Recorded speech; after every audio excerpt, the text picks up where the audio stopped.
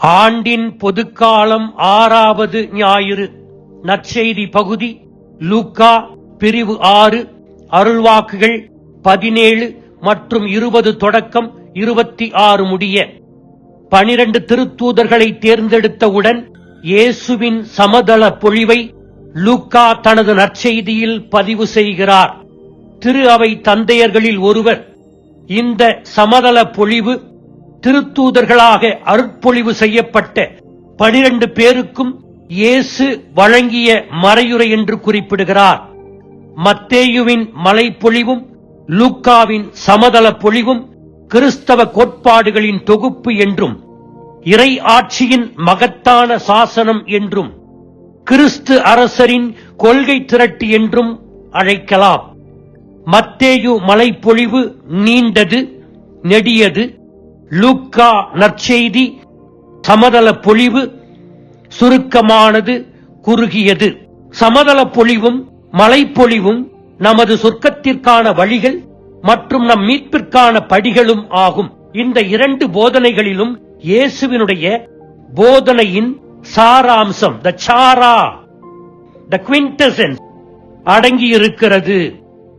சமதள பொழிவின் அறிமுக பகுதி மானுடத்தின் பொருளாதார சமூக வாழ்வு நிலையை சுட்டிக்காட்டி பேறு பெற்றோர் என்றும் ஐயோக்கேடு என்றும் வரையறை செய்கிறது.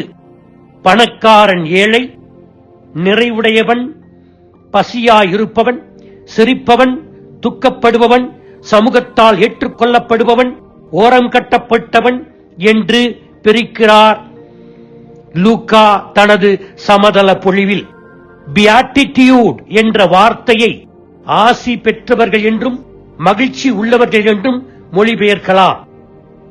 ஒரு நாய்க்குட்டி ஒரு வயதான தாயிடம் சொன்னது, என் வாழ்க்கையின் குறுகிய அனுபவத்திலிருந்து ஒரு நாய்க்கு மகிழ்ச்சியே சிறந்த விஷயம் என்றும், அந்த மகிழ்ச்சி என் வாளில் உள்ளதையும் கற்றுக்கொண்டேன். அதனால்தான் என் வாளை துரத்திக் கொண்டே இருக்கிறேன். அதை பிடிக்கும் போது எனக்கு சரியான மகிழ்ச்சி கிடைக்கும் என்று சொல்ல, இதை கேட்டுக் கொண்டிருந்த வயதான நாய் பதிலளித்தது, எனது ஆராய்ச்சி மற்றும் நீண்ட அனுபவத்திலிருந்து நானும் ஒரு நாய்க்கு மகிழ்ச்சி என்பது நல்ல விஷயம் என்றும் மகிழ்ச்சி அதன் வாளில் உள்ளது என்றும் தீர்மானித்தேன். ஆனால் நான் அதை துரத்தும் போதெல்லாம் அது என்னிடமிருந்து விலகி ஓடுவதை கவனித்தேன். பிறகு என் வாழ்க்கை செயல்களில் நான் ஈடுபாடு காட்டினேன். அது என் பின்னால் வந்து கொண்டே இருந்தது என்பதை காண்கிறேன். இந்த நாய்க்குட்டி செய்ததை போல மகிழ்ச்சியை துரத்தி தவறான இடங்களில் தேடி சோகமான முடிவை தழுவிக் கொண்டவர்கள் உலகில் பலர் இருக்கிறார்கள். அவர்களில் அண்ணா நிக்கோல் ஸ்மித் 39 வயதுடையவர், மாடல், நடிகை, அமெரிக்காவை சார்ந்தவர். போதை வஸ்துக்களில் மகிழ்ச்சியை தேடி உயிர் இழந்தவர் 2007. மர்லின் மன்றோ வயது 36, அமெரிக்காவின் பேரழகி, நடிகை. இவரும் போதை வஸ்துகளுக்கு அடிமையாகி அதில் மகிழ்ச்சியை தேடி 1962 மாண்டவர். 3.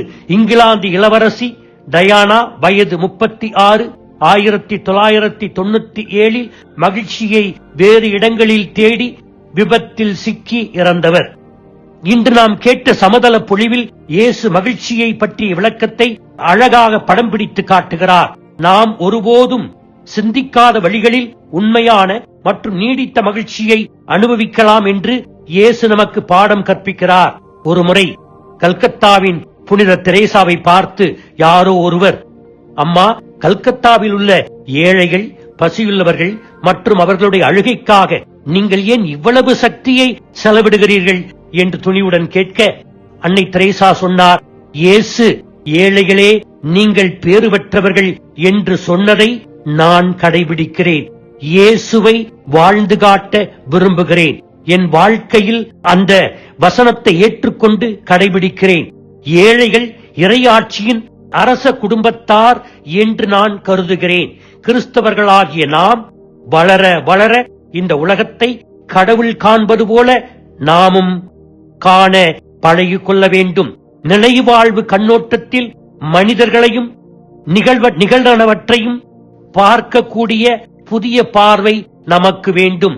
கடவுளால் ஆசி பெற்றவர்களுக்கே எதிர்காலம் நிலைவாழ்வு சொந்தமானது என காண துவங்க வேண்டும்.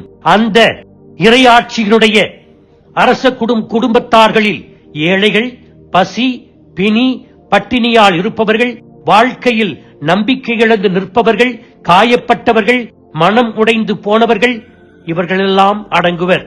இன்றைய நற்செய்தி நமக்கு தரும் படிப்பினை: 1. சமதள பொழிவின் சவால்களை அன்றாடம் எதிர்கொண்டு நாம் பதிலளிக்க வேண்டும். கோடிக்கணக்கானவர்கள் பட்டினியால் வாடி துன்புறுத்தப்பட்டு வீடற்றவர்களாக, நம்பிக்கையற்றவர்களாக, திக்கற்றவர்களாக தெரிகிறார்கள். நம்முடைய இரக்கச் செயல்களால் தான் நாம் தீர்ப்பிடப்பட போகிறோம் என்பதை மத்தேயு 25வது பிரிவு நமக்கு சொல்லுகிறது.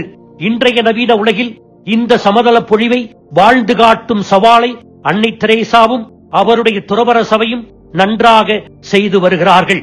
2.